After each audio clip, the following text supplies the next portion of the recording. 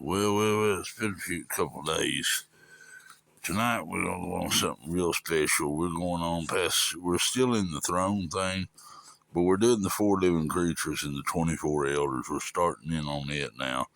The 24 elders in the book of Revelation bear a special significance, for they are represented as distinct from both the four living creatures in the midst and the throne and the great multitude before the throne.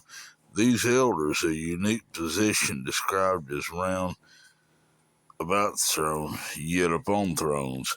In order to fully appreciate the scenery here drawn by the Spirit, we need to go back and examine one particular of the order established by God among the people of Israel after they came up out of the land of Egypt, beloved. It is important that we get a clear idea not only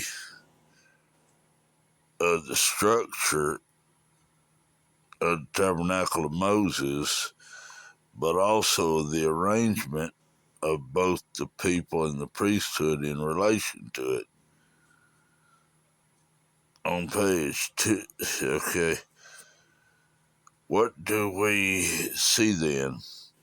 In the second chapter of Numbers, we find the order given for the encampment of Israel as they journeyed through the wilderness. The camp of Israel, as it was established in Mount Sinai, formed a hollow square. In the center of the hollow was the tabernacle of Moses. Around the tabernacle of Israel was divided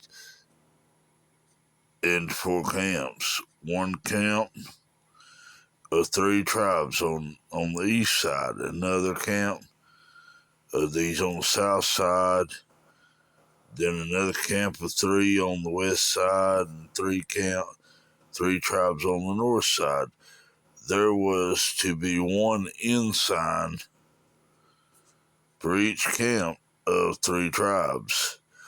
Judah was to be the head tribe of the first encampment, and they were to camp on the east side toward the rising of the sun. Numbers 2, 3 through 9, okay? Then we had the tribes of Issachar and Zebulon were to camp with Judah around the standard or ensign, which ensign was the lion. Therefore, the flag of the tribe of Judah with a lion of gold on a background of scarlet was erected in front of the camp of Judah, Issachar, and Zebulon.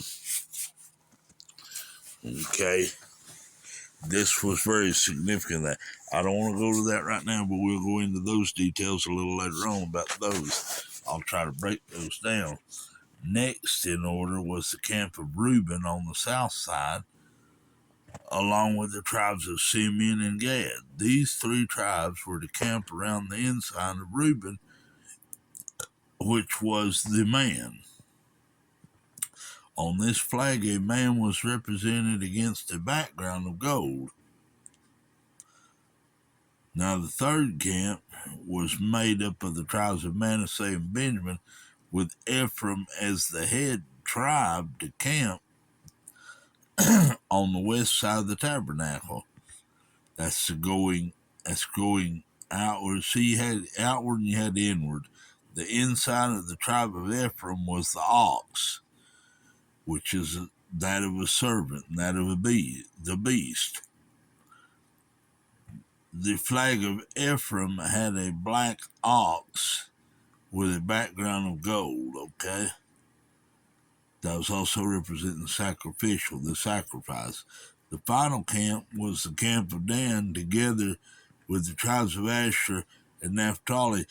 History shows that the ensign of the tribe of Dan was the eagle. This eagle had an eagle of gold on a background of blue.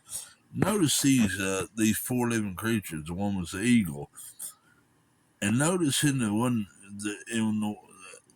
vision where they saw the eagle, and a lot of people thought that was in Daniel because Daniel was speaking.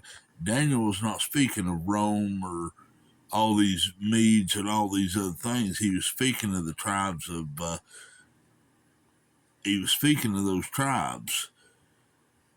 That gives me an inclination that there's a little more. See, these are inward revelations. We've got to learn to understand that. The tabernacle, with its courts set in the midst of so many thousands of saved and happy Israel, must have been an imposing sight, an all-absorbing scene of wonder to the whole nation, as well as to each one of the mighty host. In this arrangement, we see the same typical picture under different symbols as that presented to us in the chapters 4 and 5 of the Revelation of Jesus Christ, the book of Revelation. The most holy place was the abode of God of Israel among his people. When the tabernacle was set up, as described in Exodus chapter 40, then the Shekinah, the cloud of God's glorious presence, covered the whole tabernacle, and the glory of the Lord filled the tabernacle.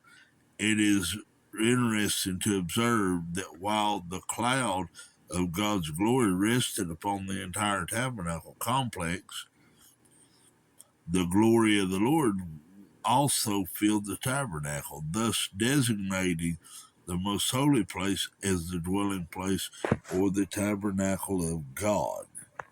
Later God said to Moses, speak unto Aaron, thy brother, that he come not at all times to the most holy place within the veil before the mercy seat, that he die not.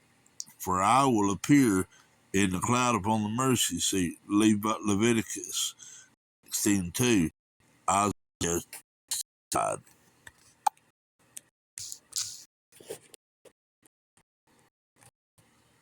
Isaiah died that. We'll go back into that again. O Lord of hosts, God of Israel, that dwellest between the cherubim, thou art God, Isaiah 37:16. God was in the cloud. He appeared in the cloud. He spoke out of the cloud.